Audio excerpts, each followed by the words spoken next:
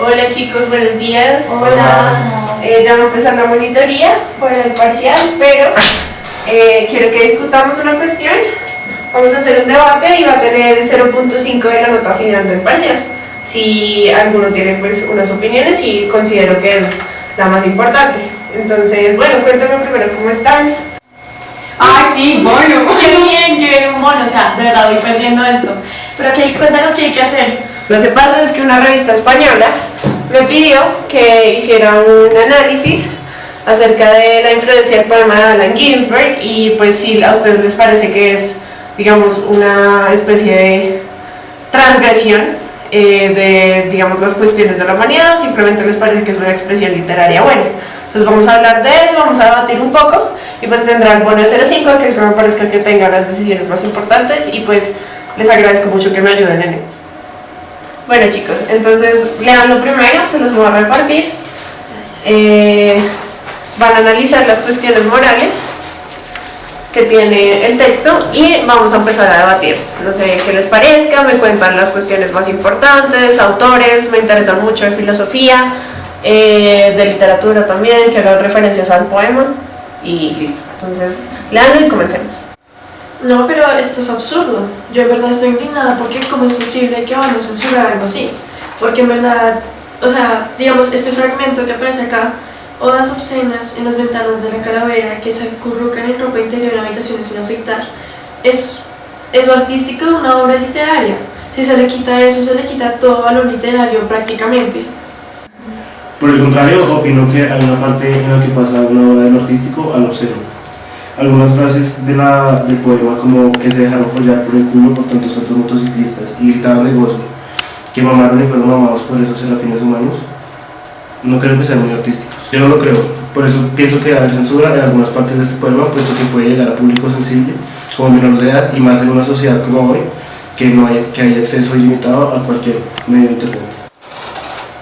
Bueno, como ustedes saben, pues hago con filosofía, entonces se me vienen a la mente muchas cosas del tema, y es que hoy en día, digamos que el ingenio es una cualidad muy valorada, pero antes era, pues en el siglo XVIII, para los alemanes era como una capacidad muy inferior, era simplemente encontrar similitudes entre las cosas.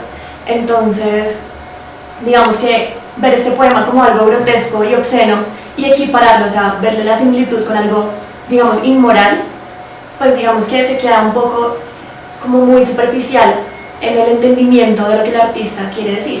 Bueno chicos, ¿y hasta qué punto consideran ustedes que la inclusión del lenguaje obsceno, como lo hemos visto en el poema, afecta la moral del hombre y su entendimiento de las cosas o vulnera su mente?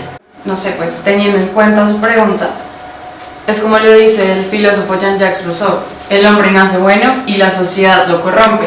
O sea, es como el ser humano se desarrolla como individuo gracias a sus experiencias y a su inclusión en la sociedad. Entonces, pues, obviamente su moral es el resultado de estas interacciones con su entorno. Si textos con un contenido tan crudo e insensato como el que tiene el texto de Job son como, o sea, el ser humano está expuesto, está expuesto a esa información y tiene como acceso a ese tipo de expresiones y frases tan inmorales, claramente van a tener una influencia negativa sobre él.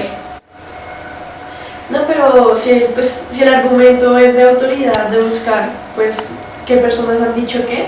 Yo, por ejemplo, tengo una referencia a Oscar Wilde, que dijo que no existe ningún libro moral o inmoral, simplemente los libros están bien o mal escritos. El libro se tiene que juzgar como obra artística y no, pues, por su contenido como tal. Y pues realmente me parece súper utópico que algo tan relativo como lo es la moral sea cuestionado en estos asuntos, porque no viene al caso, porque sería una cuestión interminable, no llegaríamos nunca a ningún fin. Por el contrario, yo opino que sí deben haber libros inmorales, puesto que si vemos desde una ética kantiana, un acto moral o bueno es aquel que se puede universalizar sin ser contradictorio. En el caso del poema Job, pienso que resalta una vida sana, como por ejemplo en la frase que dice: con sueños, con drogas, con pesadillas que despiertan, alcohol y guerra y baile sin fin. En esta frase podemos observar mucho lenguaje sexual explícito y el cual hace referencia a actos que se pueden considerar inmorales.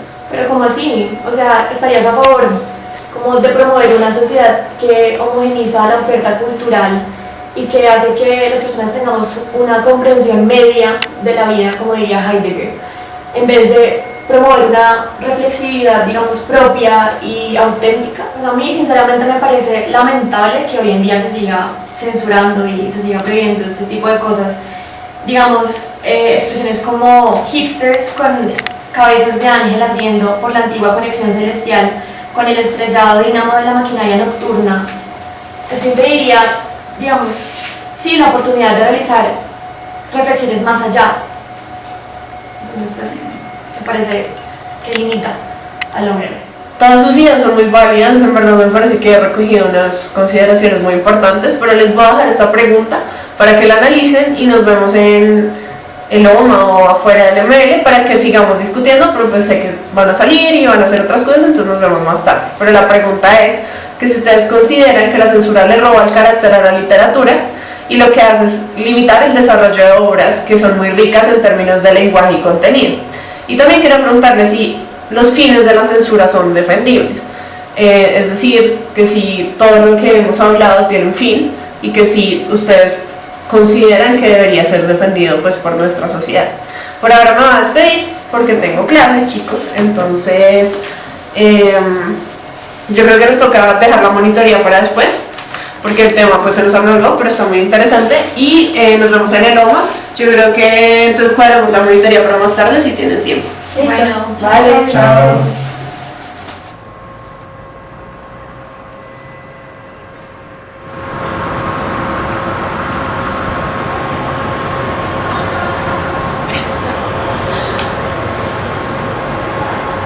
Hola chicos, ¿cómo están? Bien, ¿discutieron lo que hablamos? Sí, estuvimos en eso. No, bueno, entonces vamos a seguir con la discusión. En serio me están ayudando demasiado, entonces continuamos. Bueno, pues por lo menos lo que yo pensé respecto a la pregunta que nos dejaste es que el carácter de la literatura no yace como en su lenguaje, sino más bien se fundamenta en su contenido. Conocemos casos como el de Madame Bovary, en los que la moderación de las palabras y de las expresiones que se utilizaban no fueron igual como impedimento para que el autor pudiera expresar cosas atrevidas, o igual tampoco eso impidió que la sociedad se sintiera como un poco aludida con el contenido del texto. Y no sé, se me hace que este es como un ejemplo perfecto de que no es necesario utilizar expresiones como repartieron su semen libremente o endulzaron los coños de 1 millón de muchachas para hacer de la narrativa más exquisita o más única. Pero es absurdo que digas eso, porque en verdad imponer censura por contenido, eso equivaldría a eliminar un montón de cosas súper importantes en la literatura, como es la forma, la estructura. O sea, por ejemplo, Lolita es un buen ejemplo porque en verdad no es tanto el contenido, sino la manera de narrar. Y si se quita esa manera de narrar, de verdad, no importaría nada. Entonces es importante cada palabra, cada manera de decir, es importante porque eso es lo que es la literatura. Creo que es imposible comparar las obras, comenzando por la diferencia de su género literario y el lenguaje que se usa. Por ejemplo, Nabokov se empeña en hacer uso de un lenguaje que no vaya en obsceno, mientras que esta obra, por el contrario, se la pasa utilizando palabras obscenas en todo momento. Entonces creo que si llegas a censurar algunas de las palabras, no deja ser una buena obra. Pues no, yo no estoy de acuerdo contigo. Yo pienso que si Allen Ginsberg hubiera usado otro lenguaje, pues ya no sería auténtico, o sea, ya no estaría describiendo la realidad que él percibe. Y eso es lo que hace rico y, digamos, como con tanto valor en el arte, que pues cada persona tiene su manera de relacionarse con el mundo y la expresa de una manera auténtica. Entonces ahí sería un caso de autocensura. Entonces ya no sería lo mismo leer la obra de Ginsberg, sí. Entonces, teniendo en cuenta ya todo lo que hemos hablado, de sustraer palabras, de eliminar, digamos que ciertas expresiones, ¿consideran ustedes que se puede mantener la complejidad del texto haciendo estas sustracciones? O si hacerlas implica lo que ya habíamos discutido, que es como la autocensura, y qué piensan pues de estas cuestiones. Bueno, no sé, yo creo que hay que tener en cuenta que el lenguaje soez no le da profundidad a la idea del autor, sino que más bien por el contrario lo que hace es distraer y confundir al lector con su idea principal.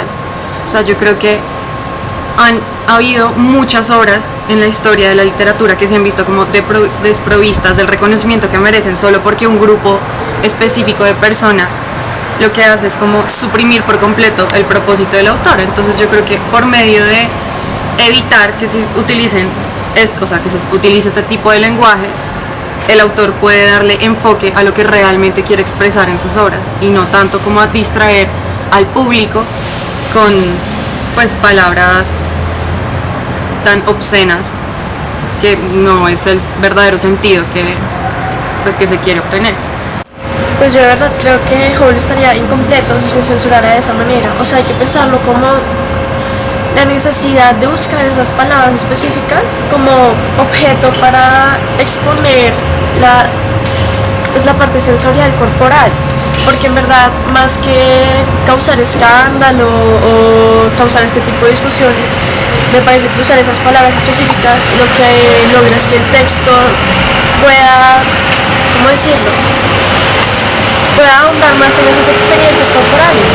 En verdad, pensar que son obscenas o algo, eso ya incluso hace parte de la burla que hace el poema. O sea, quizás el autor las eligió por eso mismo, como para hacer pensar como qué es la literatura. En verdad la literatura tiene que pensarse y hablarse desde la aristocracia, desde un lenguaje bonito, o podríamos poner en la literatura lo cotidiano y hablar de lo humano, porque simplemente es eso, es hablar de lo humano con palabras humanas. Ay, no, ahora qué voy a hacer, necesito ganar este debate porque necesito el bono si no pierdo esta materia. Virgencita de Guadalupe, por favor, ayúdame a ganar este debate. Yo estoy de acuerdo contigo y estoy de acuerdo con que si quitamos ese lenguaje, digamos, soez, si se puede decir, o un poco como alarmante para algunas personas, pues estaríamos deshumanizándonos también, ¿sí? Y como decía Marie Curie, no hay que temer a nada en la vida, sino tratar de comprender. Por el contrario, no creo que la manera en la que se emplea el lenguaje pueda cambiar por completo el propósito del autor que quería transmitir con su obra. Claramente pienso que se pueden cambiar palabras como follar por algo más sutil que haga que el lector entienda lo que el autor quiere expresar. Por ejemplo, si miramos algunas frases que dicen como que follarán en la mañana, en las tardes, en los rosales y en el pasto de parques públicos y cementerios, la frase podría, yo qué sé, cambiarse por algo como que hicieron el amor en la mañana, en las tardes, en rosales y en el pasto en lugares públicos. Pues sabes que estoy muy en desacuerdo contigo porque realmente hay una diferencia entre pues follar y hacer el amor. De pronto él quiere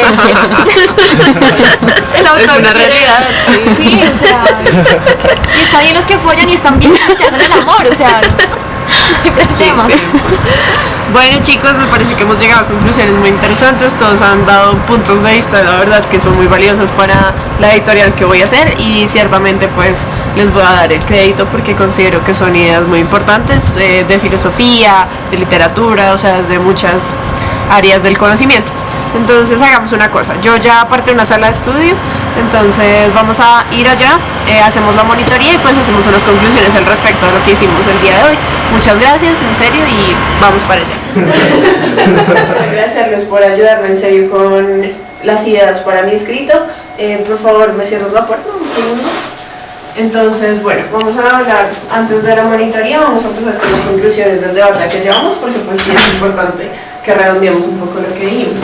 Entonces, para hacer una conclusión muy grande, es que la censura es una realidad social, es algo que, digamos, está pasando en nuestro entorno, a pesar de que existe, digamos, una protección muy grande a la libertad de expresión, pero en ese sentido y en pro de los derechos fundamentales, es importante también considerar que hay una primacía de estos y que no podemos censurar aquellas expresiones y el trabajo de aquellos literatos que se dedican muy buena parte de su vida a generar, digamos, una discusión frente a problemas sociales o frente a cuestiones normales del día a día del ser humano. Me gustó mucho la aproximación que hicieron los que estaban a favor, porque fue muy basada en autores, en filosofía, pero también los que estaban en contra me parece que hicieron un trabajo muy agradable, porque pues me hicieron caer en cuenta también de que existen algunas cuestiones en la realidad que permite que exista la censura y que muchas personas no estén de acuerdo con algunas consideraciones que se hacen.